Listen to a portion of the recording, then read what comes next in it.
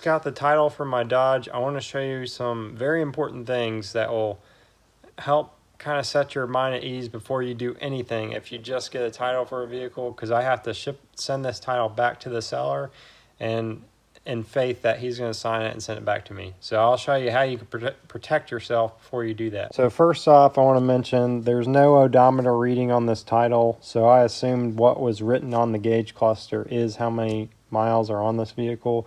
This may be the first time a physical title was issued for this vehicle, and that may be why there is no odometer reading. So this could be very subject to odometer rollback, so don't ever feel sucked into doing that. I actually know a guy that would do that kind of thing, and just trust me, you're better off not getting involved in something like that. Before you do anything with this, the seller has to sign his side and send it back to me, so you have to prepare that anything could happen. So this title gets copied front and back before it gets mailed out, because it could get lost in the mail. The guy could end up dying before he gets it or something crazy like that. You never know what could happen. I know you may think, oh yeah, that could never happen, but I've seen a lot of things that you would think would never happen, and they did.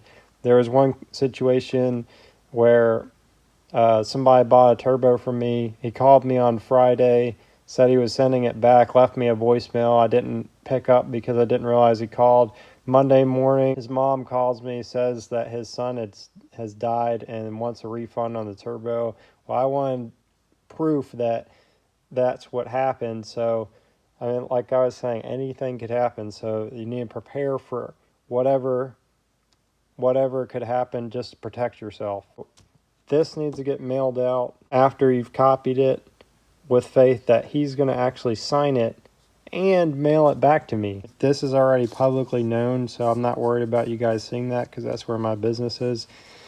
And that's the odometer reading that is on the odometer. Like I was saying, for all I know, it could have less miles than that, but this is what's on the odometer, so that's what we're going to go with. Since this is already filled out, I'm going to assume he can't get a new title. I've been in a situation before where I held the title of a vehicle. I didn't put a lien on it, and the guy went back around my back, went to the DMV and got a new title issued, sold the vehicle, and then just profited. So I just completely lost the vehicle. You have to really protect yourself, because things like that could really happen. That's if you're on the seller end of this. I've already given this guy the money, so this has already been dealt with. You want to have a bill of sale in place, which I've already done. So if this does end up missing, I still have that bill of sale to prove that I purchased this vehicle. On the bill of sale, I would highly recommend that you also put the title and the mileage and the VIN number. So all that information is recorded somewhere other than on this title if this gets lost.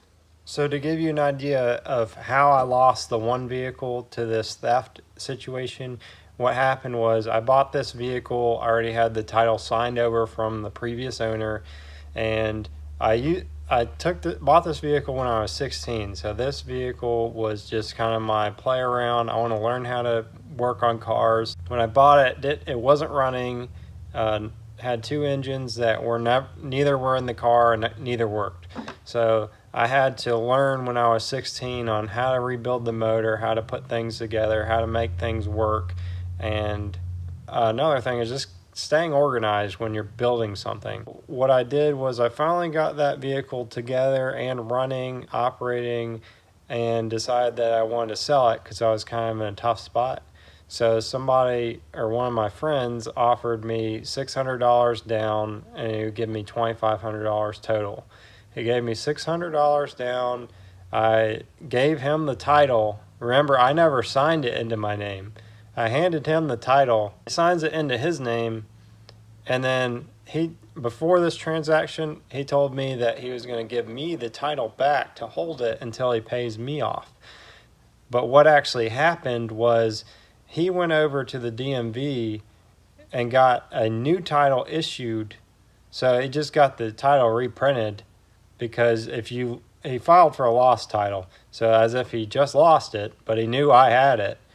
And so the title was never in my name to begin with. So that's how I basically just rip myself off because I didn't know. So if you were in that position, the way you'd have to do it is I would have to go put the vehicle in my name first, even though I'd have to pay I'd have to pay some money or whatever, sales tax and such, to put in my name, then to transfer it to his.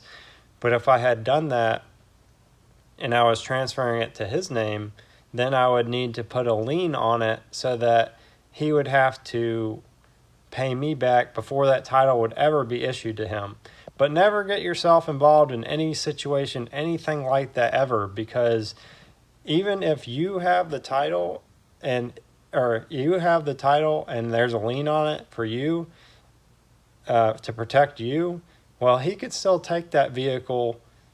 Well, I'll give you a situation. So I know this guy, he took his title to like a cash for titles place, and then he pulled the engine out of the car, used it in another vehicle, then he took that car to the scrapyard.